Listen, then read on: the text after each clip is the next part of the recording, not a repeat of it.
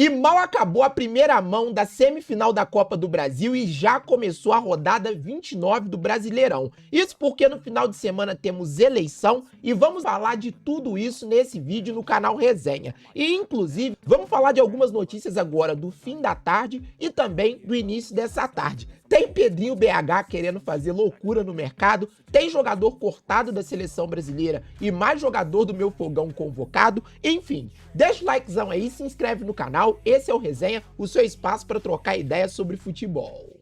E olha, essa rodada 29 do Brasileirão só tem jogão. E começou ontem às 7 da noite, quando o Criciúma recebeu a equipe do Atlético Goianiense em seus domínios. A partida em si foi meio que quase que um amasso do Criciúma. Foram muitas oportunidades, gols desperdiçados, mas a equipe do Tigre conseguiu fazer 2-0. O primeiro gol foi marcado por Rodrigo aos 42 do primeiro tempo e logo no início da segunda etapa, ainda com 1 minuto, a equipe ampliou e conseguiu o placar de 2-0. E olha, foi um respiro legal para a equipe do Tigre, que afundou cada vez mais o Dragão na lanterna do campeonato. Falando em lanterna do campeonato, ontem também tivemos Cruzeiro, na verdade tivemos Fluminense e Cruzeiro no Maracanã.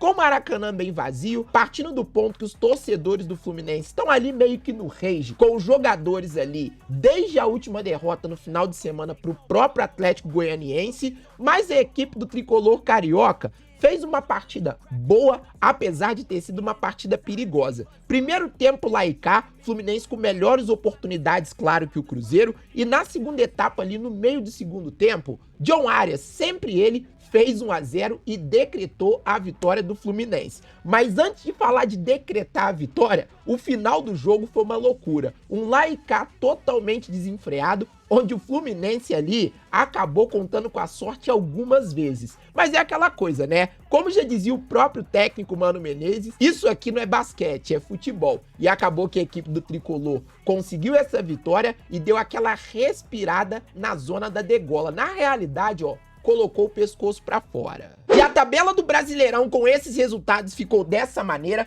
onde a equipe do Atlético Goianiense pra mim é virtual rebaixada, agora vai ter que fazer praticamente milagres aí pra poder sair dessa situação, até porque, galera, tá com as partidas todas em dia, não deve partida nenhuma e segue agora pra 30ª rodada, praticamente ali torcendo por um milagre. Já a equipe aí do Criciúma, galera, pegou o elevador e foi a 11ª colocação e começa a sonhar um pouco ali com a zona de Sul-Americana, até porque se você parar para analisar toda essa parte de baixo da tabela, as equipes estão muito aproximadas e fazer 35 pontos nessa situação é praticamente pegar o elevador e ficar umas 3 ou 4 rodadas ali bem tranquilo. Sobre o outro confronto, falando ali de Fluminense, ó, como eu disse para vocês, o Flusão colocou a cabeça para fora da zona de rebaixamento, não tá 100% seguro, mas é aquela coisa, né? Ainda depende dos outros confrontos para ver se realmente vai ficar de fora nessa rodada. Mas chegar aos 30 pontos realmente é muito bom para a equipe do Tricolor, que acabou vencendo o Cruzeiro e o Cruzeiro tá se distanciando do G6. Mas aí é aquele papo, né? Também vamos ter que aguardar a rodada para ver o quanto isso vai ser danoso para a equipe da Raposa, que assim, fez uma partida até boa se a gente parar para analisar. E falando da equipe da Raposa, rapaziada, vamos dar uma pausinha aqui no Campeonato Brasileiro, que o Pedrinho BH falou hoje cedo numa coletiva que ele vai trazer ali uma contratação para dar uma balançada em Minas Gerais. Eu acho isso muito interessante, mano, se tratando principalmente que o Cruzeiro está com uma SAF talvez até bem organizada, né? Eu sempre digo para vocês, como um torcedor do Botafogo, que os primeiros anos de uma SAF são os mais difíceis. E se ela se estabelecer talvez igual o Cruzeiro está numa primeira divisão, os anos da sequência eles são muito melhores. Então pode ser aí talvez que 2025 seja recheado de contratações e jogadores de impacto para a torcida celeste. E no caso, rapaziada, o dono da SAF aqui, a gente sabe que o Cruzeiro ali tem um elenco bom, ele já disse que o principal foco seria o ataque. E ele comentou aqui, ó, que a promessa ao técnico Fernando Diniz é que chegassem pelo menos 2 jogadores para brigar por titularidade. Então assim, tropa, muito top, né? E ainda tem aqui um complemento na matéria, ó, que desde que Pedrinho comprou a SAF do Cruzeiro há 5 meses, quase 200 milhões em contratações foram realizadas. E realmente, rapaziada, o time do Cruzeiro melhorou bastante. Se a gente parar para analisar, tá um time competitivo, tem ótimos jogadores e algumas cerejinhas no bolo fariam ali talvez com que o Cruzeiro subisse o sarrafo. Comenta aí nos comentários jogadores que vocês gostariam de ver na equipe celeste.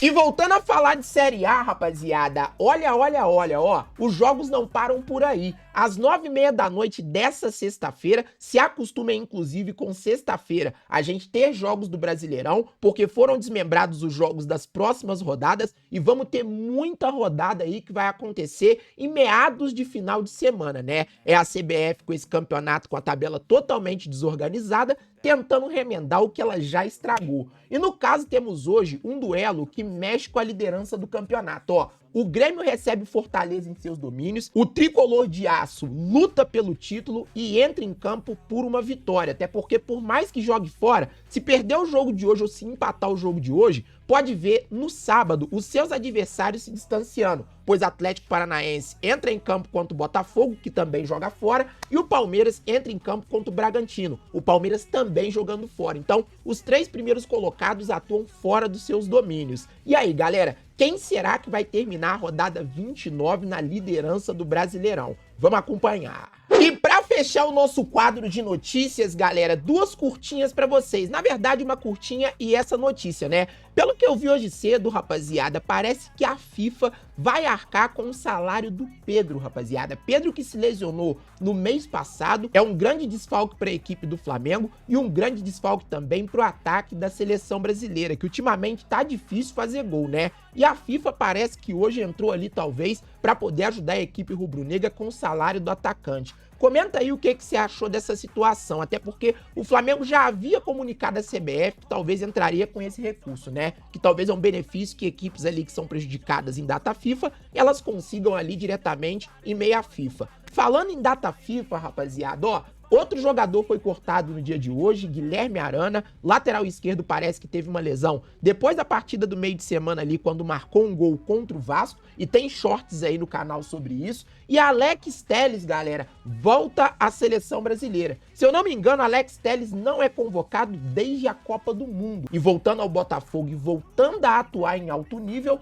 o jogador da equipe alvinegra carioca é o 7º na data FIFA convocado para sua seleção nacional. Rapaz, quem diria, hein? O meu fogão de praticamente falido à base de uma seleção brasileira. Eu não sei se eu comemoro isso por conta que a gente sabe que às vezes data FIFA só serve para ferrar os times. Eu não sei se eu comemoro isso pela ironia ou eu não sei se eu comemoro realmente pelo atleta, né? Até porque quando ele volta ao futebol brasileiro, ele diz na entrevista coletiva que isso era um dos objetivos que ele tinha em mente. Voltar à seleção brasileira, pois é um jogador novo e sabia que tinha condições disso. Comenta aí o que você acha do Telles, se você acha ele um bom jogador. E é isso, meus amigos. E deixa aquele likezão aí, se inscreve no canal. E amanhã a gente tá de volta com mais notícias, olhando as informações e falando um pouco desse jogo do Grêmio pra vocês. Será que o Fortaleza vai vencer o Grêmio e vai dormir na liderança do campeonato?